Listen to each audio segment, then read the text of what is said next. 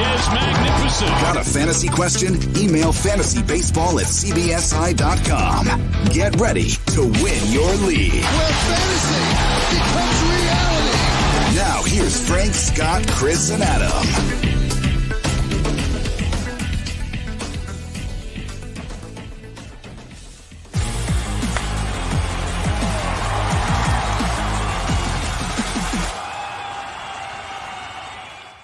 Make it stop.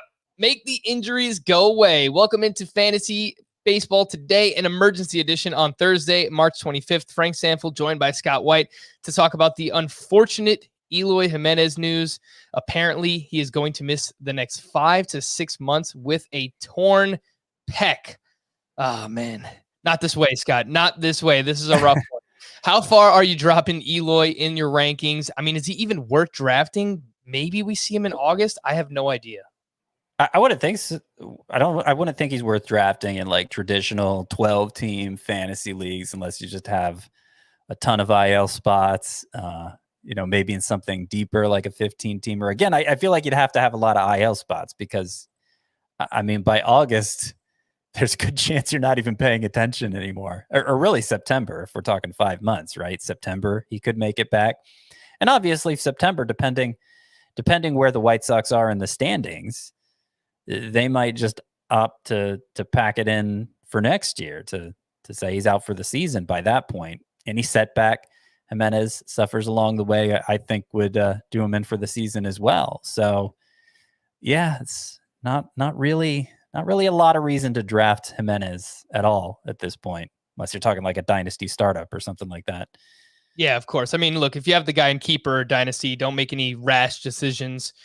If you are a rebuilding team in that type of format, maybe you look to buy him on the cheap if you can. Scott, it seems like we talk about Andrew Vaughn every single day, but let's talk about him again because apparently Tony La Russa revealed that Vaughn will play left field on Friday for the Chicago White Sox. So how much further can we move this guy up? I mean, the first week of the season, assuming he breaks camp with the team, which I think this helps him his chances even more now. He could have outfield and first base eligibility, the first 2 weeks into the season. So how far do we move Andrew Vaughn up? Well, I don't really see the need to move him up. It's been expected all along that he'd begin the season with the team as the DH, of course, not as an outfielder. I suppose the possibility of him gaining outfield eligibility improves his value some. If you were approaching him like he wouldn't make the team or, like he was just another prospect who'd get called up mid-season, obviously you need to move him up, but I think you're overdue for that anyway. It's a lot to ask of him, right? Like DH versus left field, a position that he's not, this was never even brought up for him before, the possibility of him playing something other than first base. Certainly not the outfield. So it's asking a lot, but the White Sox really don't have any great options otherwise. Lurie Garcia, maybe. I know Adam Engel was having a pretty good spring, but he's dealing with a hamstring injury and, not really a championship caliber player in terms of being in the everyday lineup. So I don't know if they're thinking maybe they bring back Edwin Encarnacion, who was the team's DH last year and is still a free agent. I know you brought up before we started recording, Frank, you brought up the possibility of them signing Yasiel Puig. That would be a better fit, obviously, because they could keep Vaughn at DH that way. Maybe they're just thinking Zach Collins, who's had a good spring. He's a catcher, but not a great defensive catcher. And maybe they're thinking they could plug him in at DH.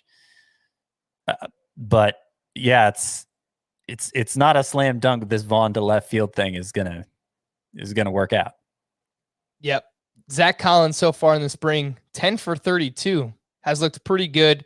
Hit a home run, 6 walks to 4 strikeouts. That's the biggest key for Zach Collins for anyone who plays in deeper leagues. So pay attention to that name. And of course, Andrew Vaughn, we just continue to talk about him. Vaughn in the spring is hitting 286 with 2 home runs and even a steal. Not that you should be relying on Andrew Vaughn to do that. The former 3rd overall pick in the 2019 draft. Again, that is Andrew Vaughn. Scott, let's just play with this hypothetical situation here because the White Sox did have some conversations with Yasiel Puig in the offseason. So let's just say they sign him, right? It's going to take a few weeks for him to get up to speed, yada, yada, whatever. How far do you move him up? Is he like a top 40 outfielder for fantasy if they sign Puig? Oh, yeah. I would think so. And yeah, I mean, we didn't see him play at all last year, right? So he's kind of out of sight, out of mind. But he had been a steady contributor of modest home run and stolen base totals in the years leading up to that. I would think top 40 isn't a stretch at all for Puig. I'm trying to think of what would be comparable. If you're leaving out the plate discipline, maybe something like we're expecting from Aaron Hicks, you could hope to get from Yasiel Puig. Hicks walks a lot, so obviously in points leagues he's more valuable. But just from a 5x5 sense, yeah, I think I want to see if it happens, obviously, before I start investing in Puig in drafts. But he's not like he's been going unsigned because he's not good anymore.